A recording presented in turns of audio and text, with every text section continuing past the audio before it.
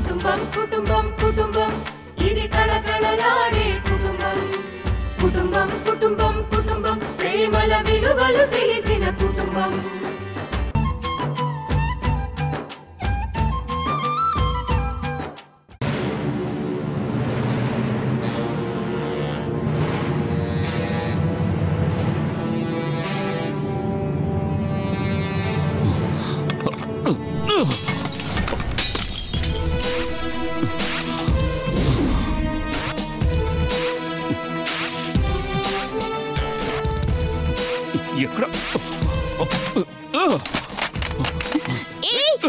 Sanjay stop it man.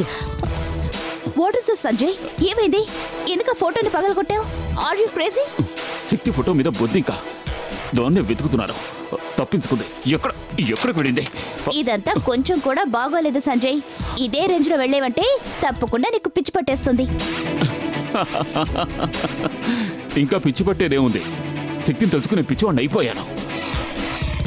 ఇలా చూడు, శక్తిని మాత్రమే కాదు, శక్తి ఫోటోని ఎవరైనా తాకితే వాళ్ళని నేను అంతం చేస్తేనే నేను హ్యాపీగా ఉంటాను తెలుసా? ఇలాగే ఉన్నావంటే కొద్ది రోజుల్లో నువ్వు షర్టు దించుకొని రోడ్లో తిరుగుతావు. అది చూసి మిగతా వాళ్ళకి హ్యాపీగానే ఉంటుంది. చెప్తాను ఉంటా, చంపేస్తాను. ఏమనుకుంటున్నావే? పో ఇక్కడి నుంచి, పో.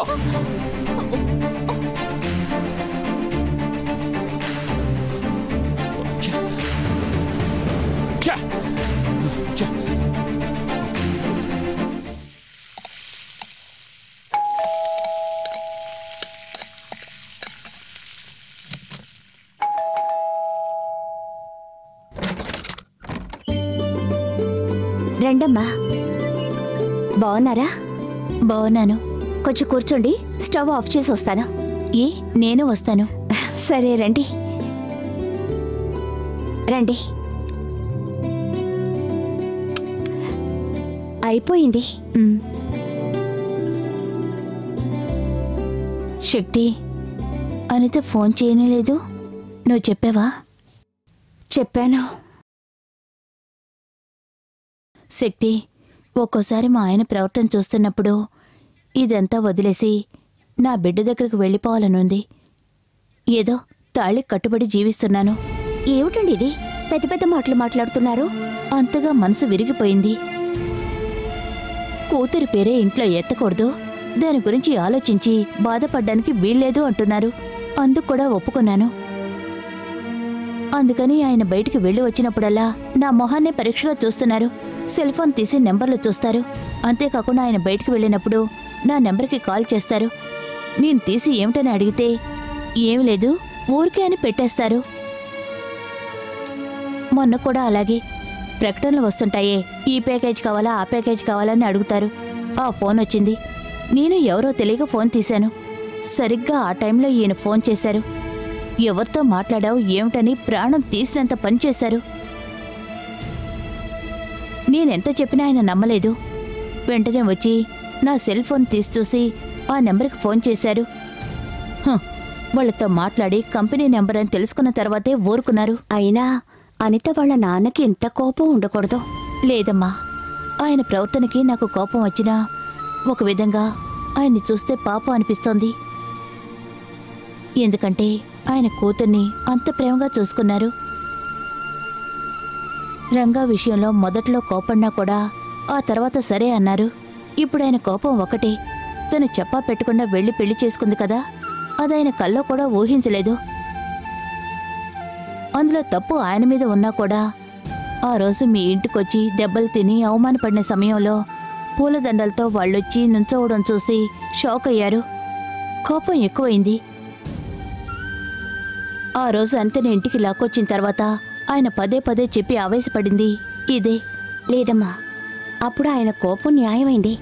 అలానే వాళ్ళు ఏం తప్పు చేయలేదు. అయ్యగారింటికి వాళ్ళని తీసుకుని వచ్చినప్పుడు ఎంత కోపడి తిట్టినా నెమ్మదిగా ఒప్పుకుంటారని, అందులోనూ నేను చెప్తే ఒప్పుకుంటారని, అందుచేత తప్పకుండా ఒప్పించగలమనే నమ్మకంతోనే వచ్చాం.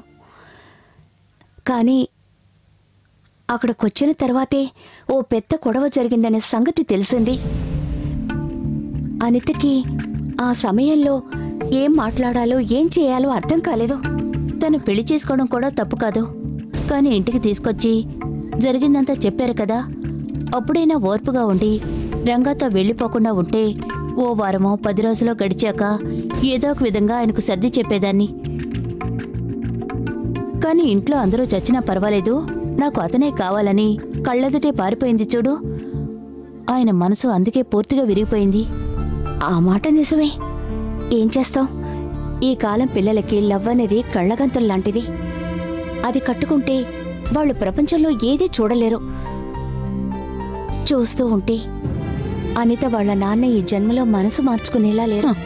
నా కర్మ, భర్త కోసం కూతుర్నో కూతురి కోసం భర్తనో వదులుకోలేక నేను అనుభవించే బాధ మహానరకం. ఈ లోకంలో 300 మంది తల్లుల పరిస్థితి ఈ విధంగానే ఉంది. సరేనమ్మా, నేనొచ్చి చాలాసేపు అయింది. మా అమ్మాయి విషయం మాట్లాడడంలో టైం కూడా తెలియలేదు. నువ్వు తప్పుగా అనుకోకు. ఈ బ్యాగ్లో కొన్ని నగలు తీసుకొచ్చాను, ఇది తనకివ్వు. ఎందుకు ఇవన్నీ? ఏం లేదు, వెళ్ళిన చోట వాళ్ళు ఎలా ఉన్నారో, చేతిలో ఈ నగలుంటే అవసరానికి పనికొస్తాయి, అందుకే. ఇవేం వద్దండి, వాళ్ళు బాగానే ఉన్నారు. ఖర్చుకు డబ్బు గురించి వాళ్ళకే బాధ లేదు. దయచేసి ఈ నగలు తీసుకువెళ్ళండి. ఒక పని చేయండి, తను ఇంతవరకు చదివిన సర్టిఫికేట్స్ అన్నీ తీసుకొచ్చి నాకివ్వండి. ఆ సర్టిఫికేట్స్ అన్నీ ఉంటే తనకెంతో యూస్ఫుల్గా ఉంటుంది. తన కాలేజీకి వెళ్ళి అడుగుతాను. చదువు కంటిన్యూ చేసే అవకాశం ఉందేమో కనుక్కుంటాను. ఎందుకంటే మెడికల్ కాలేజ్ సీటు దొరక్క ఎంతో మంది కష్టపడుతున్నారు. వీళ్ళకి చదివే అవకాశం దొరికింది, ఎందుకు మిస్ చేసుకోవాలి? అది కూడా కరెక్టే. నేను ఎంత త్వరగా వీలైతే అంత త్వరగా తన సర్టిఫికెట్స్ అన్నీ తీసుకొచ్చిస్తాను. మరి నేను వెళ్ళిరానా? మర్చిపోకుండా ఫోన్ చేయమని చెప్పమ్మా. అలాగే, రండి.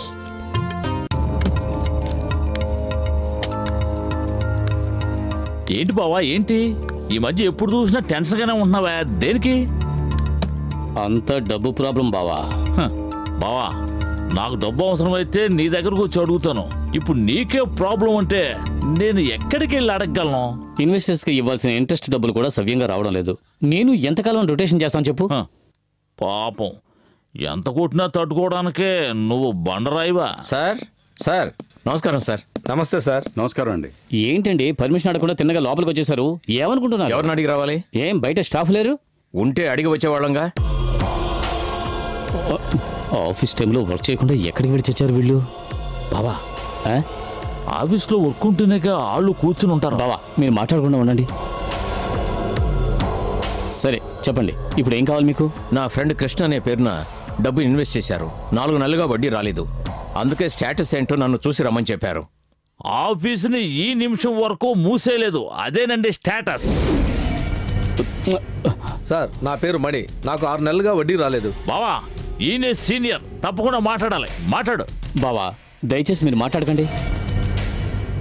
చూడండి, మీ అకౌంట్ నెంబర్స్ అన్నీ మా అకౌంటెంట్ ఉన్నాడు, ఆయనకి ఇచ్చి వెళ్ళండి. ఏం జరిగిందో చూసి నేనే మీకు ఫోన్ చేస్తాను. ఇక్కడ ఎవరు లేరండి, మీ స్టాఫ్ అంతా టీ కొట్లో ఉన్నారు.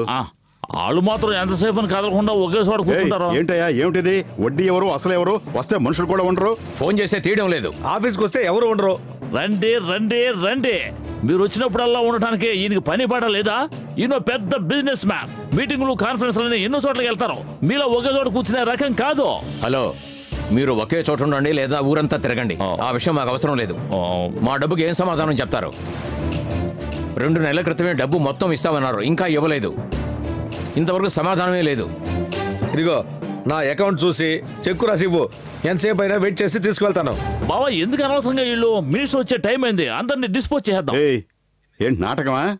మంత్రి వస్తున్నాడంటే భయపడి వెళ్ళిపోతామనా? నేను ఇందులో వేసింది మంత్రి గారి డబ్బే. కావాలంటే ఆయన రమ్మని చెప్పనా?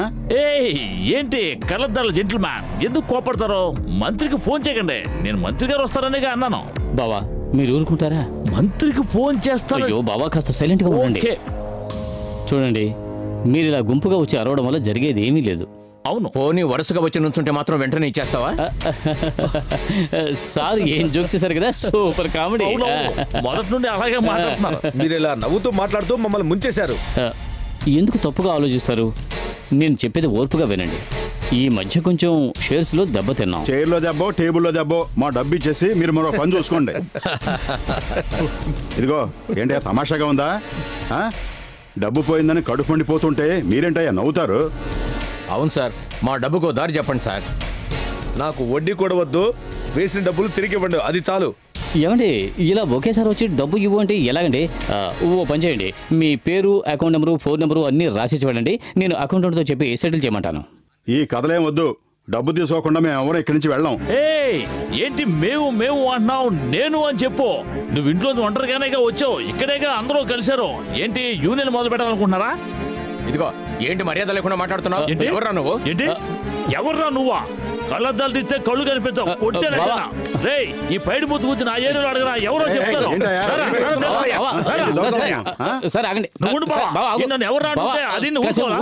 ఏమనైతే నేను భరించలేను. సరే బావా, కాస్త మాట్లాడుకుంటూ డబ్బు ఇవ్వవా? అయితే వచ్చి కోళ్ళ ఫారం చూపించు. ఇప్పుడు ఏంటి కోళ్ళ ఫారం చూడాలి? రండి, కోళ్ళని చూపిస్తాను. రండి, నువ్వు మాట్లాడుతున్నాను చూసుకుంటాను. రండి చెప్తే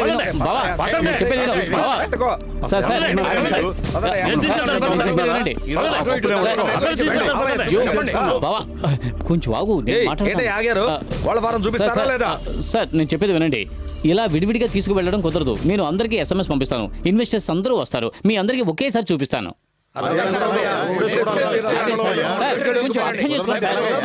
కొంచెం పరిస్థితి అర్థం చేసుకోండి. మీకు మాత్రం చూపించడం కుదరదు సార్. అందరినీ రానివ్వండి, తీసుకువెళ్ళి చూపిస్తాను.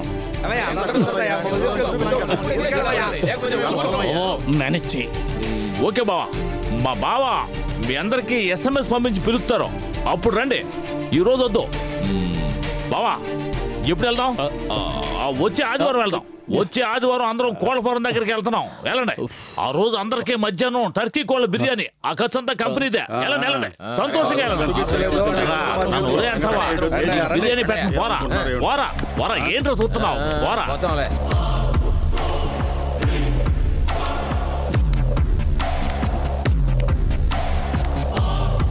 శ్యామ్ సార్, నేను రాజారాంని. చెప్పండి రాజారాం. సార్, మన ఇన్వెస్టర్స్ అందరూ ఇక్కడికి వచ్చి గొడవ చేస్తున్నారు. అందుచేత వాళ్ళందరినీ తీసుకొచ్చి చూపిస్తే కామ్గా ఉంటారు. ఏం చూపిస్తారు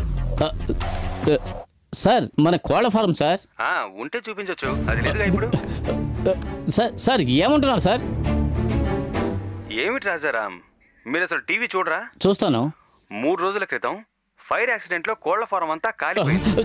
సార్ ఏమంటున్నారు సార్? సార్ ఏమిటి సార్? ఆ యాక్సిడెంట్ కళ్ళారా చూడటం వల్ల హార్ట్ అటాక్ వచ్చి హాస్పిటల్లో ఉన్నాను. ఫోన్ పెట్టేయండి. Sir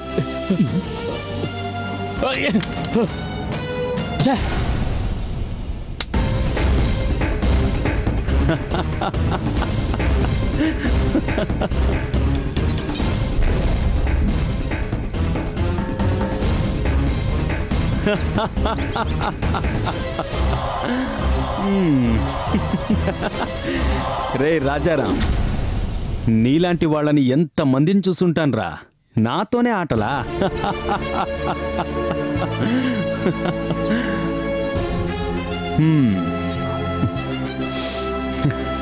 You know one thing? I'm always a bad man. Yes, bad man.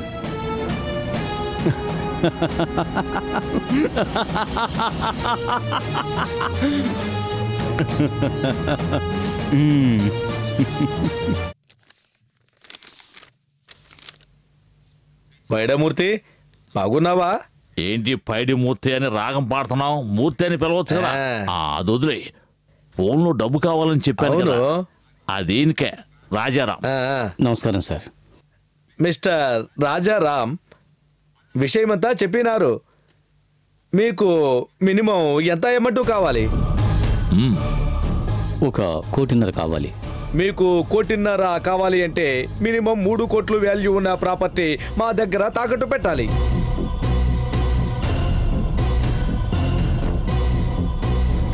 అటువంటి ప్రాపర్టీ మీ దగ్గర ఉందా? అంతకన్నా ఎక్కువ వాల్యూ ఉన్న ప్రాపర్టీ ఉంది, కానీ అది మా అమ్మ పేరున ఉంది. అది ప్రాబ్లం కాదు. మీ అమ్మగారు వచ్చి సంతకం పెట్టాలి.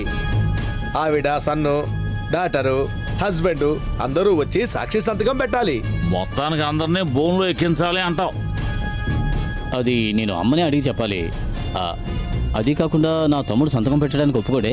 అది మీ ప్రాబ్లం. నేను ఇక్కడ ఉన్న ఫార్మాలిటీ మీకు చెప్పేశాను.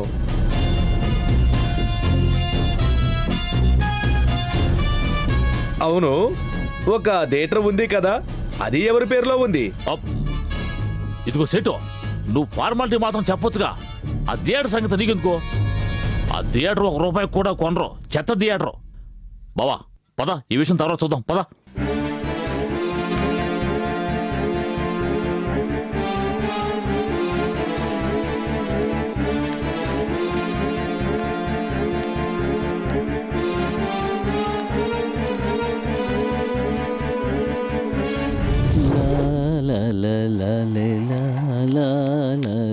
ఏంటి సార్ ఇలా వచ్చారేంటి?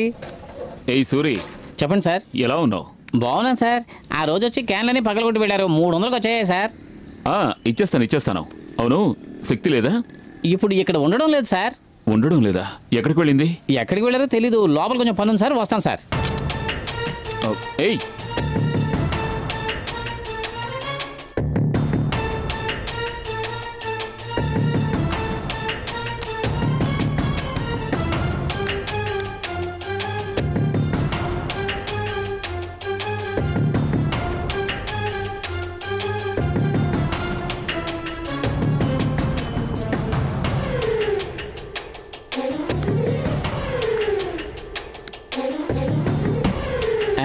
బయటే చెప్పాను కదా, మళ్ళీ లోపలికి వచ్చారేంటి? అవును, పగిలిపోయిన క్యాన్లకు డబ్బులు ఇవ్వాలి కదా, ఇవ్వండి. శక్తి అయ్యగారింట్లోనే కదా ఉండేది, మరి ఇక్కడికి ఎందుకు వచ్చింది? అవును సార్, అయ్యగారింట్లోనే ఉన్నారు. మీరెందుకు సార్ ఇవన్నీ అడుగుతున్నారు? నేను తనకు కావాల్సిన వాడిని చెప్పాను కదా. అవునవును చెప్పారు కదా సార్. శక్తి గారు అయ్యగారింట్లోనే ఉన్నారు. అయ్యగారి కొడుకు రంగారావు అనిత అని ఓ అమ్మాయిని లవ్ చేశాడు. ఆ తర్వాత ఆ 2 ఏళ్లలోనూ పెళ్లికి ఒప్పుకున్నారు. సడన్గా 2 కుటుంబాలకి భయంకరమైన తగద. అప్పుడు శక్తి గారు వాళ్ళిద్దరిని తీసుకుపోయి తనే పెళ్లి చేసి ఆవిడకి తెలిసిన వాళ్ళ ఇంట్లో ఉంచేశారు. అందువల్ల శక్తి గారిని అయ్యగారు ఇంట్లోంచి బయటికి పంపించేశారు. బయటికి వచ్చిన శక్తి గారిని మా బాసు అన్న తీసుకొచ్చి తిన్నగా గొడవంలో దించేశారు. ఇది తెలిసిన వాళ్ళ అమ్మ తిన్నగా వచ్చి శక్తి గారిని ఇష్టం వచ్చినట్టుగా మాట్లాడి గొడవ పెట్టారు. అందువల్ల కోపం వచ్చిన శక్తి గారు బయటికి వెళ్ళిపోయారు. ఆవిడ వెళ్ళినప్పుడు నేను ఇక్కడ లేను సార్, ఉంటే చెప్పి వెళ్ళుండేవారు. అందుకే ఆవిడ ఎక్కడికి వెళ్ళారో ఎక్కడ ఉంటున్నారో ఏమీ తెలియదు సార్. కావాలంటే ఆవిడ నెంబర్కి ఫోన్ చేసి చూడండి. ఫోన్ చెయ్యొచ్చు, కానీ తన నెంబర్ మిస్ అయిపోయింది. సూరి, ఇక్కడ నీకు ఎంత జీతం ఇస్తున్నారు? జీతమా సార్? నేను ఇక్కడ డబ్బు కోసం పనిచేస్తున్నాను సార్. మా అయ్యగారు అంటే నాకు బాగా ఇష్టం సార్. ఆయన నన్ను తమ్ముళ్ళలో చూసుకుంటారు సార్. అందుకే మా బాస్తో అలాగే ఉంటున్నాను సార్. వీడిని ఇంకోలా డీల్ చేయాలి. సూరి, మీ బాసే శక్తిని చేసుకోబోతున్నారు అన్నావు కదా? అవును సార్, మా అయ్యగారు ఆ ఉద్దేశంతోనే ఉన్నారు. కానీ శక్తి గారికి ఇష్టం ఉందో లేదో ఏమీ అర్థం కావడం లేదు సార్. చూడు సూరి, మీ బాస్ బాగుండాలా వద్దా? ఏంటి సార్ అలా అడిగారు? అలా అయితే మీ బాస్ శక్తిని మర్చిపోవాలి. ఏంటి సార్ మీరు అనేది? ఎందుకంటే శక్తి మంచిది కాదు. సార్ సార్ ఏంటండి ఇష్టం వచ్చినట్టు మాట్లాడుతున్నారు? ఎవరండి మీరు? దయచేసి బయట వెళ్ళండి. వెళ్ళండి సార్, వెళ్ళండి, బయట వెళ్ళండి సార్. నేను ఎవరో తెలుసా సూరి? ఎవరండి? CBI officer sir. సిటీలో జరిగిన ఓ హత్య కేసు విషయంగా నేనే ఎంక్వైరీ చేస్తున్నాను. ఆ హత్యతో శక్తికి సంబంధం ఉంది. అది కనుక్కోవడం కోసమే పోయినసారి నేను ఇక్కడికి వచ్చాను. శక్తి నాతో కొన్ని డీటెయిల్స్ చెప్పింది. నేను ఎంక్వైరీ చేసి వస్తాను, అంతవరకు నువ్వు ఎక్కడికి వెళ్ళకూడదు అని చెప్పాను. కానీ శక్తి అది వినకుండా ఎక్కడికో వెళ్ళిపోయింది. సార్ సార్ నాకు భయంగా ఉంది సార్. ముందు మా అయ్యగారికి చెప్పేస్తాను సార్. తొందరపడకో.